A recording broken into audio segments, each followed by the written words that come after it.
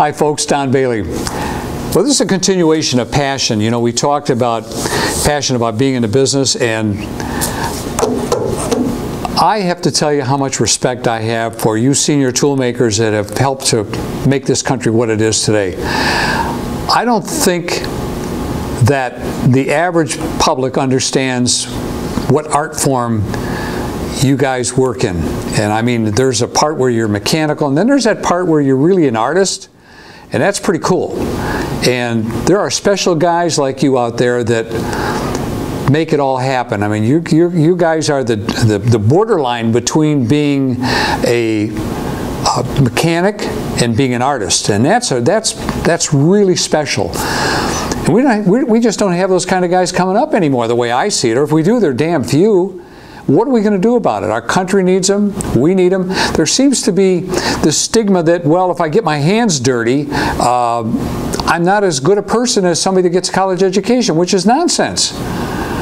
You know, and I think we have a responsibility to bring the shine back to the tradespeople and to give them the credit that they're entitled to. How do we do that? Well, you know, we're talking about a number of things. We've got to get these young people interested in our business and in the trades in general. And that's not to say that a college education is a bad thing, because it's needed as well. But think about this.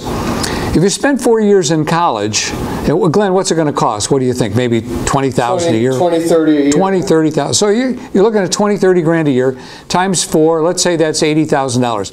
So A, you're out of the workforce where you could be making, as a trainee in the tool and die trade, or in other trades for that matter, you could be making $30,000, $40,000 a year and not spending $30,000, $40,000 a year. So let's pick the middle of the road. Let's say that it's 30 times 2, that's 60,000 times 4 years, 240,000. How much more money do you have to make the $240,000 back? Now, granted, it might be doing something that you don't, that might be different from being a tradesperson, and maybe you're not going to get your hands dirty.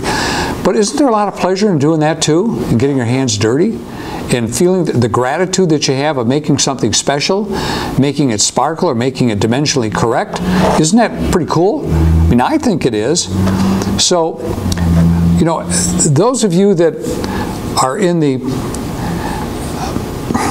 forum, I'd like to talk to you about that, because the Practical Machinist Forum is really special in my view.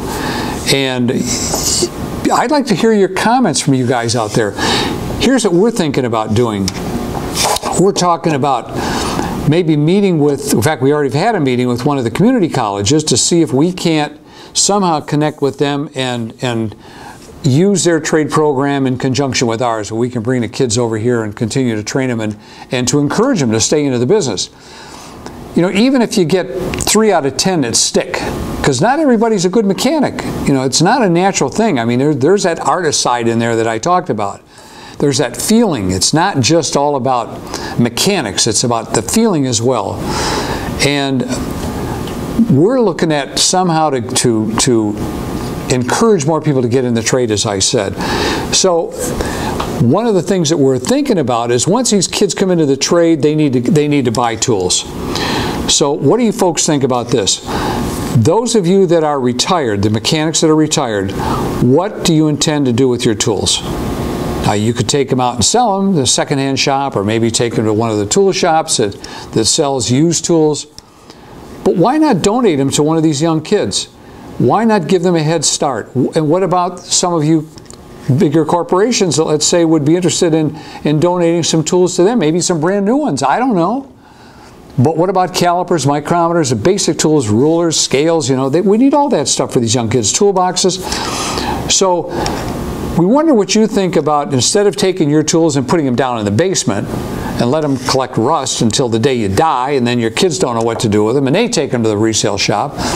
What about donating them to the school? We're talking about donating them to the college, and let the college decide who these young kids are that could put these tools to work. So we'd like to know what your thoughts are on that. And we think it's a pretty good idea, you know, here, but give us some ideas as to the ups and downs of it. Yeah, you've got to ship it here, you know, you've got to pack it up, but we think it's a pretty good program. We think that it'll help encourage these young people to get into our business. So give it some thought and come back and tell us what you think. So follow us on YouTube, subscribe, tell your friends about it, and come back and let us know what you think on the forum as well. So either shoot us an email or go to the forum and make your comments on Practical Machinist. So that's our thought for the day, and pass it on to the next guy. So thanks for watching.